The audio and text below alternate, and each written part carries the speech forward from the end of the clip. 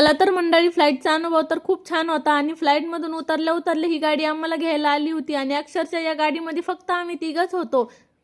तर मग एअरपोर्टवरून बॅगा घेतल्या आणि निघालो मग पुढच्या प्रवासासाठी, तो म्हणजेच आमच्या केलेल्या हॉटेलला जाण्यासाठी. आणि हॉटेलला बॅगा वगैरे ठेवून मग जायचं होतं आम्हाला बीच बघायला. आता वाजले होते सकाळचे 8, त्यामुळे लवकर जाऊन उन्हाच्या अगोदर बीचवर पण जायचं होतं. आणि आज तर आपण एकदम निवांत होतो. यांना दोघांना कामाला लावून दिलं होतं, आपल्याजवळ काहीच नव्हतं आजूबाजूबीज. खरं तर निवांत जगण्याची मज्जा पण वेगळीच असते आणि ती आज अनुभवायला भेटत होती. कसलंच टेन्शन नाही, स्कूलचं टेन्शन ना, डब्याचं टेन्शन ना, अभ्यास घेण्याचं टेन्शन, निवांत. मला तर असं बोलत बोलत आता आले मी एअरपोर्टच्या बाहेर. आणि आता एअरपोर्टच्या बाहेर येऊन गाडी केली आणि पोहोचलो हॉटेलला. आणि हे बघा, खूप सुंदर हॉटेल होती आमची.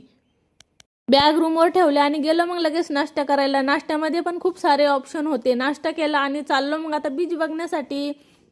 मॅडम बघा कशा पळते. मॅडमला तर मोहच आवरत नव्हता बीचवर जाण्याचा. केव्हा मातीत खेळेल, केव्हा काय करेल हेच तिचं चालू होतं.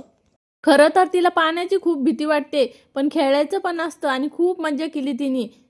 खरं तर योगायोगाने आजचं वातावरण पण खूप छान होतं. ऊन पण नव्हतं, थोडंसं ढगाळ वातावरण असल्यामुळे खूप छान थंड वाटत होतं बीचवर पण. हे बघा लाटांचा आवाज.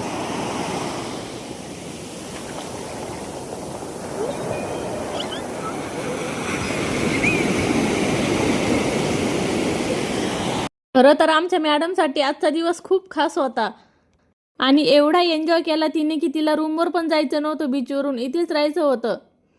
खरं तर हे सुट्ट्याचे दिवस खूप छान असतात ना, अभ्यासाचं टेन्शन ना, स्कूलला जाण्याचं टेन्शन, आणि छान असं निवांत जगायचं. आणि तेच चालू होतं आज मॅडमचं. बघा कसे पाण्यात बसले आणि खेळताय. कोणाकोणाला असं छान असं पाण्यात बसून निवांत खेळायला आवडतं ते ना, मला नक्की कमेंट करून सांगा. आता तर टेन्शन नाही, पाणी आणि आवडती गोष्ट खेळायला भेटली म्हणजे कसलंच टेन्शन नाही. ना जेवणाचं टेन्शन ना मम्मी बाबाची आठवण. आवडती गोष्ट भेटली म्हटल्यावर काही पाहिजे नसतं मॅडमला. आता थोडं ऊन झालं होतं, म्हटलं चला आता रिसॉर्टला जाऊ आणि मग इव्हनिंगला मज्जा घेऊयात. आणि आलो नंतर रिसॉर्टवरती. चला आता आमची रूम दाखवते तुम्हाला. हे बघा बाहेरचा व्ह्यू. आता आतमध्ये फिरलो म्हटल्यावर भूक तर लागली, मग जेवणाची ऑर्डर पण दिली आणि ऑर्डर पण आली होती. खूप छान रूम होती आणि झोप तर एवढी जाम लागत होती की उठायचं नाव पण घेत नव्हते आनंदी. हे बघा. आणि सरांची चालली होती घरूनच ड्युटी, म्हणजेच वर्क फ्रॉम होम.